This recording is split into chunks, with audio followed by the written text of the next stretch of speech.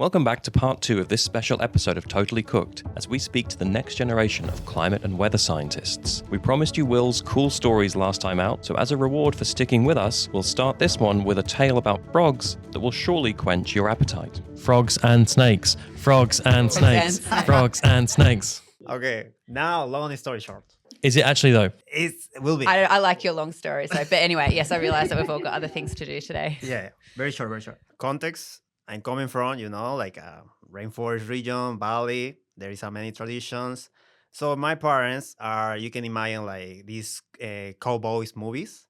My parents are very similar to this. Like my father used to ride a horse, Yeah, right. hunt, all this. My mother also can hunt. They have all these skills because, like they're in the nature. Yeah. So one of these beliefs in that region is like, as a mother, if you prepare a smoothie of frogs and you feed your children with this, your children will be super smart. So that's the belief.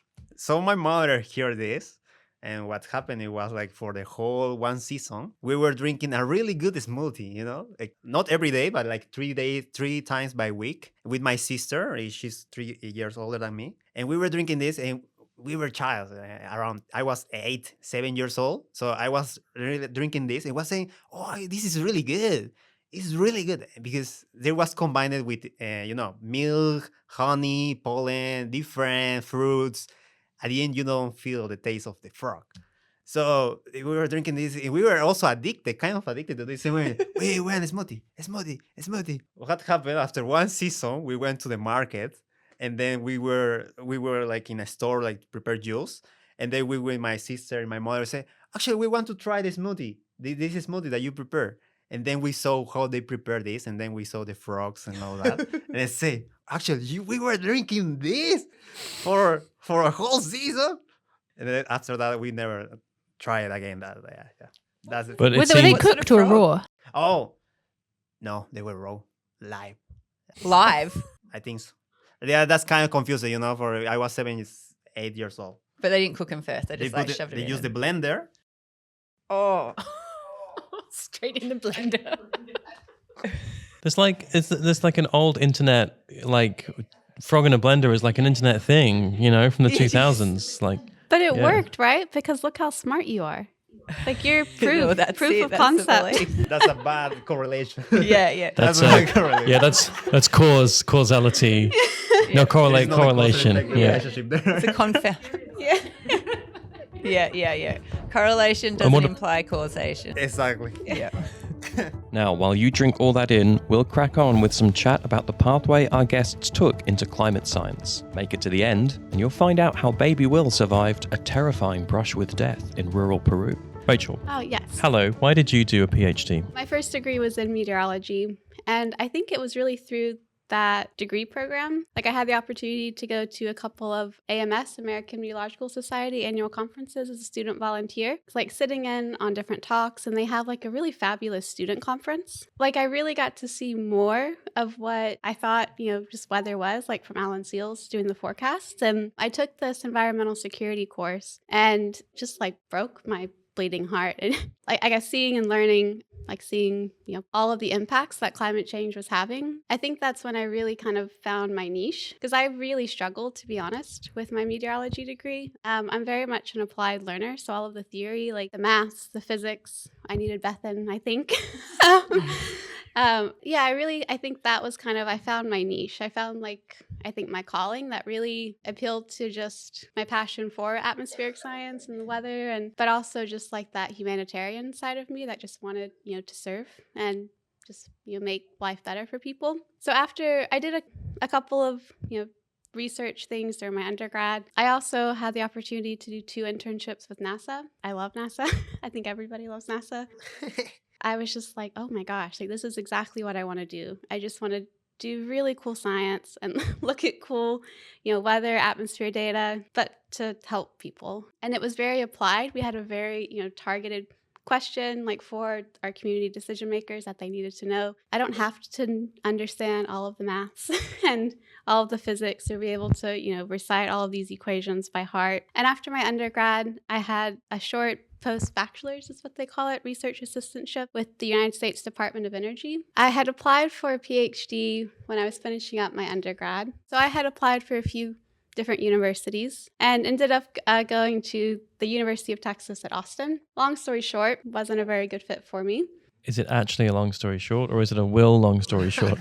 No. It's a long story short. I won't say gracefully, but I left after 2 years with my master's degree as well. I realized a lot of the type of research I didn't want to do, and also understanding that just because I thought something was cool and interesting, it doesn't mean I wanted to spend in the US 5 to 10, sometimes years researching it. So yeah, I left my master's degree, and I don't want to get into politics, but it was not a very good time to be an atmospheric climate scientist in the US. So yeah, I had a bit of a stagnation in my zigzagging, I think. And then I was applying for all of these jobs, just getting rejections or not even an interview, or I was, I think, really close to giving up.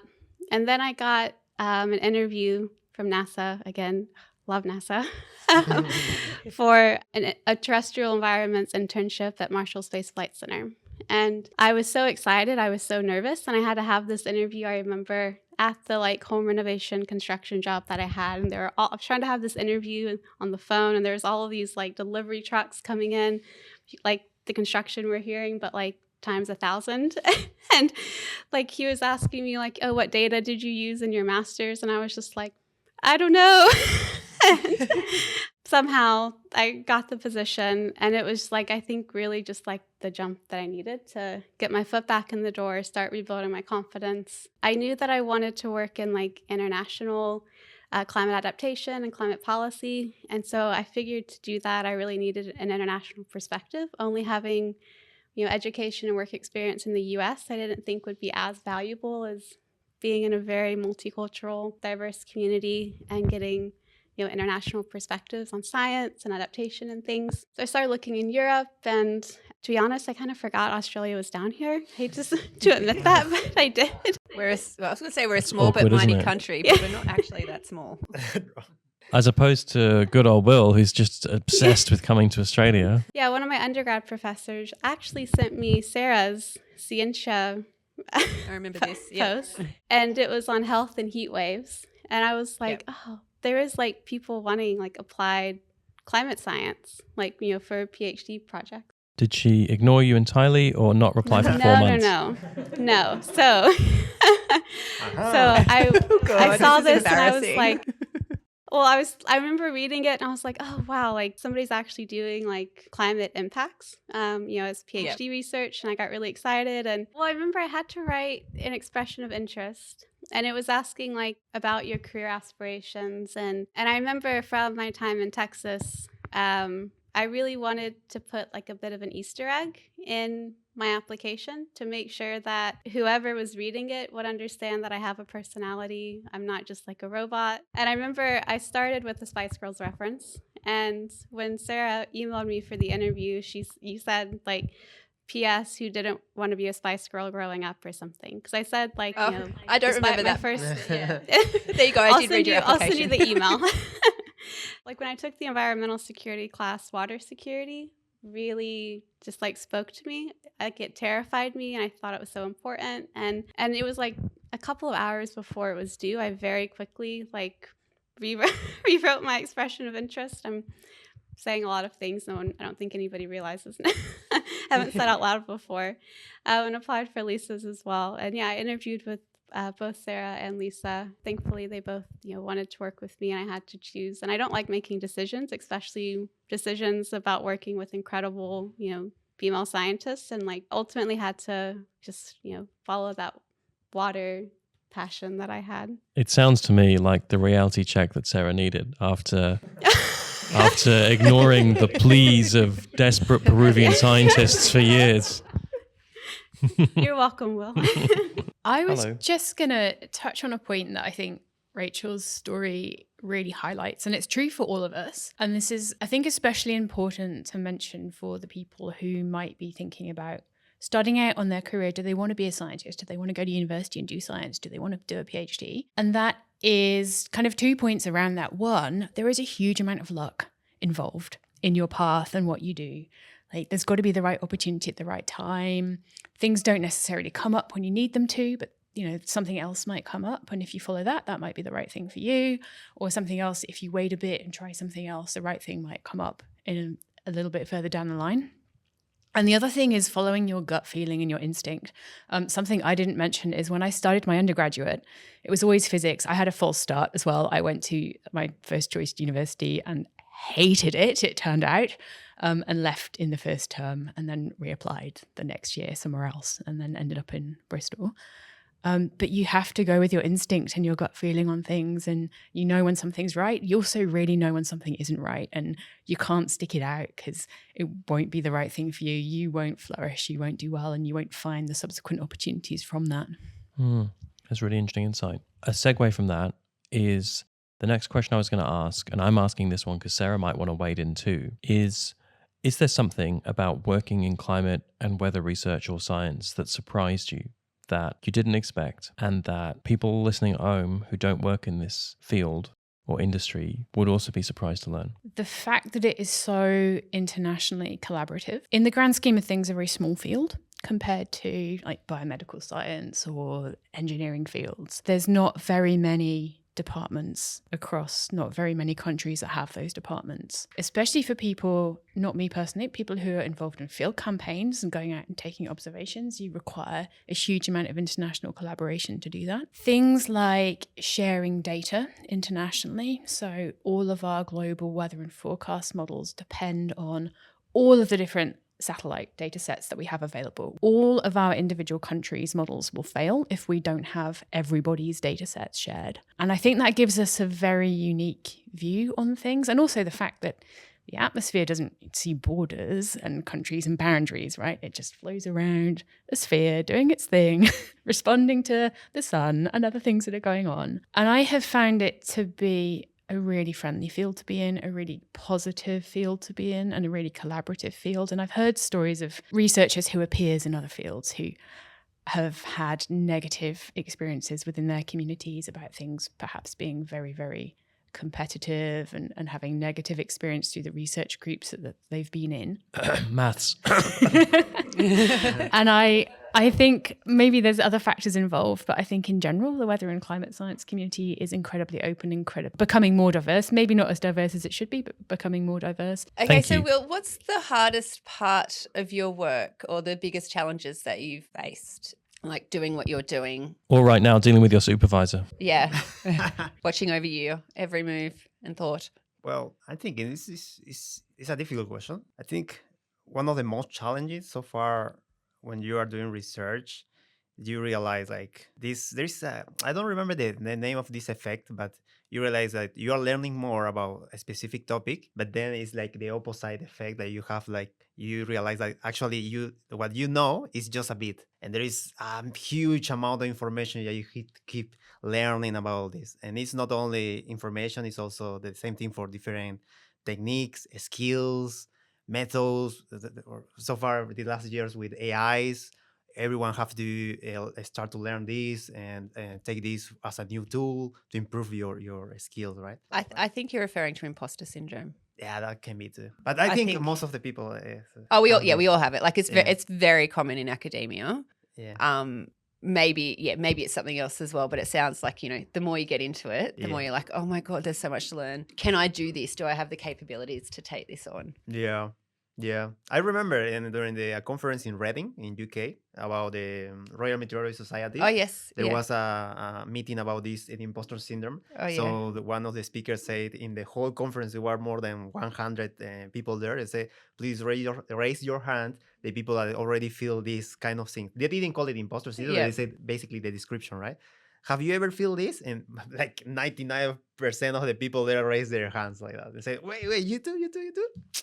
So I digress a bit, but I had a very similar experience just as I came out of my PhD and started doing a postdoc at CSIRO. And it was an AMOS, which is the Australian Meteorological and Oceanographic Society conference in Hobart like 15 years ago.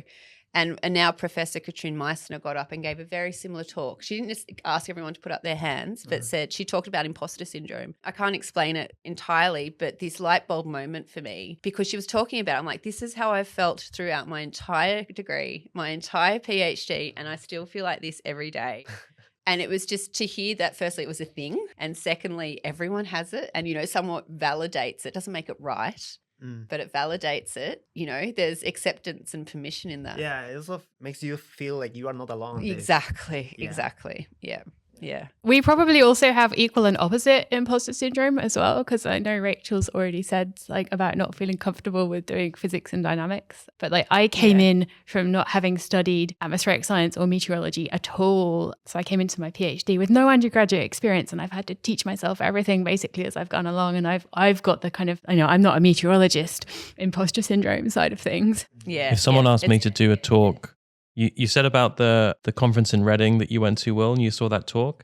If someone asked me to do a talk about imposter syndrome, I'd get up there and I'd say, they've asked me to do this talk about imposter syndrome today, but I'm really not sure I'm the right person for it. You know what? That's how I feel every single time someone asks me to do, even being deputy director in this Centre of Excellence, I said, are you sure? Do you want me? Basically everything.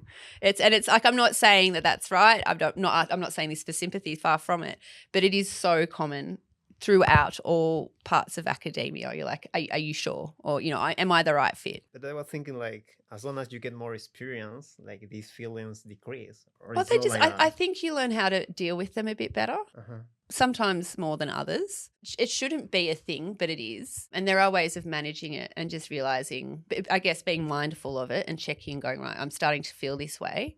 How do I take a step back to not feel this way? Or if I think this feeling's going to continue, how can I support myself? Do I need to speak to someone? Do I need to do more training so I don't feel like this? Do I need to just take a reality check and realize that I am actually doing okay? It depends what the issue is or what's going on at the time. I was on academic probation. I failed calculus. And I remember I drove home the day I was supposed to take my calculus final exam, because I was even if I got a perfect score, I would still fail this class.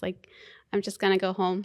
I remember, telling, going in and talking to my first employers. His name was Mr. Willie and Miss Nancy, which was at a very small country mom and pop restaurant, basically in a farm field called the Biscuit King. Very, very nice people. And Mr. Willie told me, Rachel, you don't have to be the best, just be the best you can be. And It was just such a simple thing. And he wrote it on a paper bag, because I was getting my biscuits for my dad and I. And it just said best you can be with a little smiley face. And I kept that pinned on my bulletin board the entire time, my undergrad, my master's. I know it's at my dad's house now. I should probably bring it to Australia. Show notes. Yeah. Let's get a picture of best you can be. I definitely have photos. And then I retook Calculus 1 the next semester. And on my first test, I got 105. I got everything right. And I remember getting my exam, and I ran out of the room. I was just oh my God, I have to call my dad, because I was still a child, I think. And I was so excited. And I also realized sometimes it really is just how you're taught something. It's not a limitation of yourself. It's just, people learn differently. And my second calculus teacher was taught the way that I learned. So I try to think about that a lot whenever I'm struggling with something. What do you mean by biscuits? Oh, sorry. Is that your takeaway there? The scone king. Because we would have British people would have little biscuits, crumbly, sweet biscuits to dip in tea. Right. What's a biscuit in Alabama? No. This would, I guess, the British English, Australian translation would be the scone king. So these were homemade stuffed scones with egg, sausage, cheese, tomato. So sandwich fillings. Kind of. And when you say scone, is it crumbly baked? Crumbly baked. Sweet or savory? Both. We had apple cinnamon, blueberry, just proper American Southern cooking, just really heavy and sticks to your bones, very filling, but very good. I saw a meme that said not only do cats not suffer from imposter syndrome, but each cat believes that it is the definitive cat, the ultimate cat, the best cat ever. So I think about cats a lot when it comes to imposter syndrome. I don't have imposter syndrome. In fact, I'm so confident and blasé that I didn't even plug the recording device in. So I've done that too. It's that's actually validating me because I had imposter syndrome when I did that. I'm like, oh, Sarah, you're such a stuff up. Who would forget to, you're meant to be a comms director and you can't even work the machinery. So now you've just validated me, Iain. So thank you. Okay, so we know as a fact that climate change is being caused by human activity. We've known that for a while. It's the latest IPCC report said it was unequivocal. So it's absolute fact, just like the Earth revolves around the sun. How does it make you feel that plenty of people out there in positions of power, whether it's politics or other decision making, don't believe this fact or choose to ignore it? And I remember when I was in the high school, one friend, he was eating something and then throw out the garbage just next to him, not in the bin. And I asked him, why, if it's a couple of meters there, like, why you don't walk and just throw the garbage there? And he told me, like, yeah, but what's the problem? It's just a bit. And we were start to talk about this, like, man, but like, this the climate change, all these things, you are not aware about all of that. You don't care. His reply was like, it's just a bit.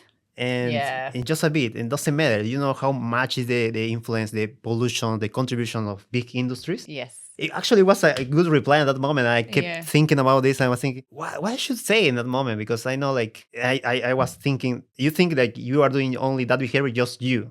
But if you reply this for millions of people, exactly, you will see like how much is the contributions, the effect about this. Yeah. That's an example of how important is like the participations of different individuals, like from one person, then as a community, then as a government, and then as international agreements, right? So this is sort of complex. And of course, there is a lot of frustrations, but I want to point out the positive aspect about this. During the last years and decades, there has been a progress to try to mitigate the impacts. Let's focus on that aspect. I want to be more focused in that aspect. Like, we can do it, we can resolve it. And I think the pandemic situation was an example about this. Like, there was a problem, a huge challenge, and then different laboratories, different community science institutions, they collaborate to get a fast vaccine, right? Yeah. Yep. So it's something similar. If there is a huge collaboration internationally, there can be a huge progress in a short time. Yep. Absolutely true. Yeah. Bethan, do you have any sort of thoughts on that question? Rachel put it really nicely in terms of service. I think a lot of us probably came into the field by wanting to contribute something positive to the world through our science. And in some ways it is quite depressing that between when I first was looking for PhDs and now we've made huge advances in our scientific knowledge and understanding, and the politics side of things hasn't really kept pace with that. I think a positive might be that at least there is now more recognition. I think there is more recognition in policy and politics that human-caused climate change is real and it is going to impact our communities in ways that we need to prepare for. I think we could have done a lot more in those 20 years than we have done so far, but we are making some progress. I think one of the things as a scientist is it can be really negative if you dwell on that fact that we're providing all of this information, and we've been saying the same thing for so many years, like tens of years, and not that much change has happened. And if you engage in reading comments on any social media posts, it can bring you down incredibly quickly, because in reality it's a tiny fraction of people, right? But it's a small percentage of people with an incredibly loud voice on a platform that gives them a space to be able to air that voice. And I think as a scientist, what you have to keep doing is just keep doing your science, right? Just keep going. Don't engage with, if you can stay away from social media and not read the negative comments on articles. Other than the 21st century weather social media channels, which everyone should be engaged everyone with should, every day. I'm still read the negative comments, that's all. There are no negative engage. comments. Engage with the positive science, but don't read the climate denial comments. And just, keep doing the science that you're doing because you're curious about the world and you want to make a difference. In the words of Dory, just keep swimming. Given that there is a lot of skepticism and denial and delay out there, how does it make you feel doing the work you're doing in a landscape where some of the people that hold power, the power to act on these things, are either don't believe the science or are choosing to ignore it? I think I have two feelings, very strong ones. I think Will said it too, anger and then also sadness. So some of the people on social media, making a lot of these denial comments, I like to give people the benefit of the doubt that they just don't know any better. They've been exposed to what they've been exposed to and they've learned what they've learned. And for whatever reason, they haven't decided to go and look up things for themselves. For those people, I do try to educate them, like with kindness and, empathy and understanding that we all have different life experiences, different backgrounds, different stories. I think there's a lot of people that have access to whatever information they want, any expertise that they want, and they choose to neglect that. And I think those people often forget that they are public servants. And I think that denialism is just very irresponsible, unethical, and hopefully that's diplomatically speaking. Well, that's well said. Yes. Yeah. Absolutely. I'd like to glance in the crystal ball now, or the Palantir, if you want to be Tolkien specific. And I want to talk about the future of the field itself. And that can be in the context of what we've just spoken about, but it can be more specific to the science and the research. And I want to know what you think the priorities are and where you think climate and weather science is going and needs to go in the short to medium term. The priority I would call out is getting an understanding of what's happening at local scale, right? We have a very good understanding of what's going to happen in a global average sense, but that is not going to impact people on the ground living in the one particular location they live in the particular part of time they're living there. So, and that's what's driving the center as well, right? It's 21st century weather. It is weather scale. So when we talk about weather, it's what's happening outside right now. When we talk about climate, it's the average of the weather over a long time period. And so what's actually going to impact people is what's happening on daily timescales through to seasonal timescales that will impact agriculture and infrastructure building and things like that. So developing that much better understanding and knowledge of what's happening at local scales in Australia for us in the center, but also globally around the world. And I think particularly in the global south and in developing countries. You came on message today, didn't you? Christine will love that. Will, did you have any thoughts in this regard? Where's climate science going next? Where are you going to take it? Right now, I'm thinking about, regarding the climate extremes, what can be in the future, the behavior, taking into account the climate change. And let's say, for example, so far literature says, like, in the case of heat waves, one type of extreme events, the projection says, like, the different characteristics of heat waves, like frequency, intensity, durations, will keep increasing, changing, right? And probably this will create there is a high probability for more massive impacts. So, and that's one example of extreme events, but there are more. And as I was saying before, probably there will be a higher time to overlap between different extreme events. So that means, like, probably it will be more challenging to deal with impacts, massive impacts in the future. But the good point about this is, like, if we keep doing research about understanding the climate extremes behaviors, their interactions, what can be their different characteristics for the future, that helps to improve their preventions and also mitigations, right? Great. Thank you. Rachel, do you want to get back on the soapbox? It was a good soapbox. I was enjoying it. Yeah. Actually, building on two things Bethan said come to mind, and also as a proud Lisa Alexander prodigy, what is the word? Office crier. Sure. A move towards open science, and how you were talking about just like data availability from different countries and observations. So we have this historical context to look at, weather on daily, sub-daily scales, seasonal scales, so we can understand, how climate is going to impact things a bit better. Also, that's where I'm starting with my research, so maybe I have a bit of tunnel vision. And then also, I'm very happy, hopefully this keeps going, like more of this applied climate science and really bringing in people outside of just the nitty-gritty quantitative science, but like just the interdisciplinarity.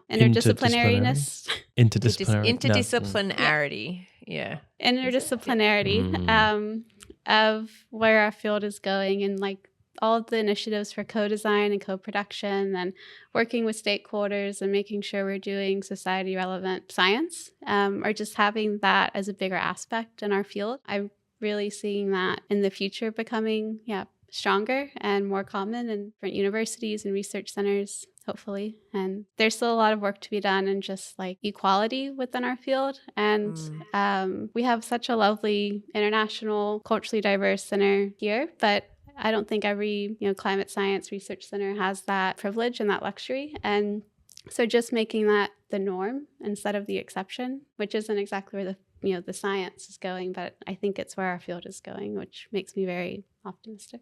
Wonderful.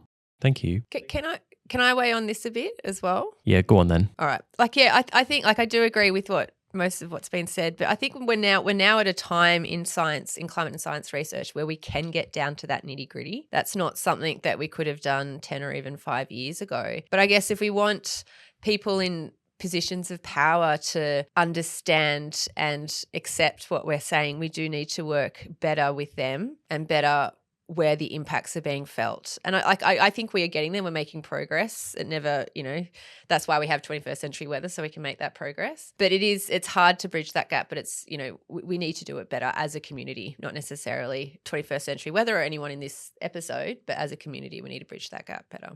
Let's get to work bridging that gap. Yes, you can bridge the gap, Sarah. We should. It's a shame because I said that Peter Dutton should come and have a conversation with us about climate change and the science, but unfortunately he's not going to be our PM. He just chickened out, didn't he?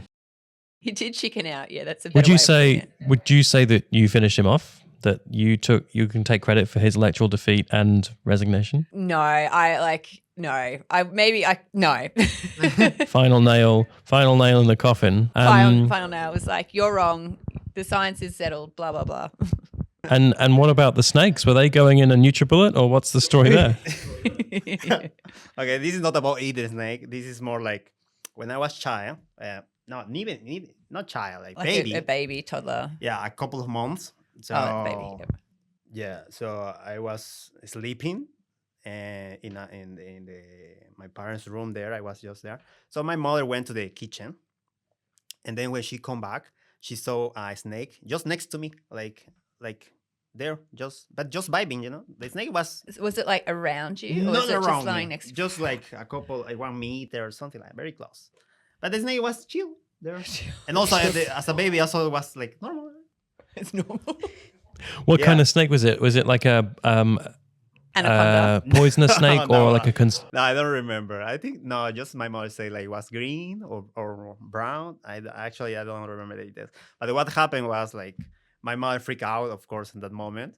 Until that point, she didn't like the snakes, but after that, she have a phobia. Phobia. Yeah. So she called my father, and I told you my father is like a cowboy. So suddenly he find a blade.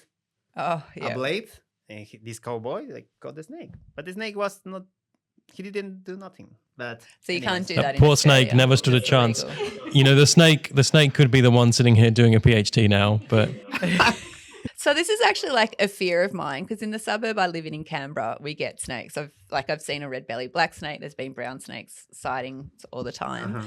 And I'm always at my kids to shut the door in summer behind them snakes can still get through in other ways. And this is honestly my fear, is to find a snake in a bed in the house. Even in the toilet. I watched videos in Australia. Like, yeah. You can find the snake in the toilet. You can in the more rural, remote areas. I haven't known that to happen in Canberra, but certainly people do get snakes in their property in Canberra quite a lot.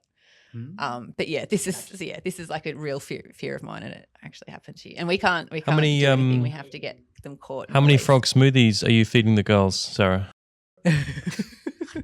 It's funny thing is, the only way I can get fruit into one of my kids is to give her a smoothie almost daily. So maybe I just need to shove a frog or 5 in there. You can put anything in there. They just don't know. I can. Yeah. She wouldn't actually. She would have no idea. On that nutritious note, I think it's lunchtime. That's it for today's episode, and what a treat it's been chatting to these representatives from the next generation of climate and weather science. Our journey into the field doesn't stop there, though. There's so much more to talk about. What's the future of Arctic sea ice? How do you cope mentally and emotionally with the climate crisis? How much a sea level rise? I've been put off. Right, I've been put off there because Sarah, your last one sounded just like an advert. I did it. Okay. How do you cope? How do you cope mentally and emotionally with the climate crisis? Now, I've got the solution just for you. How do you cope mentally with the emotion? Sorry, you're making me laugh. How do you cope mentally and emotionally with the climate crisis? Yeah, we got the giggles. How much are sea levels rising, and which regions will be most impacted? For the answers to those questions and plenty more, join us for the next episode of Totally Cooked. And we'll tackle the climate crisis together.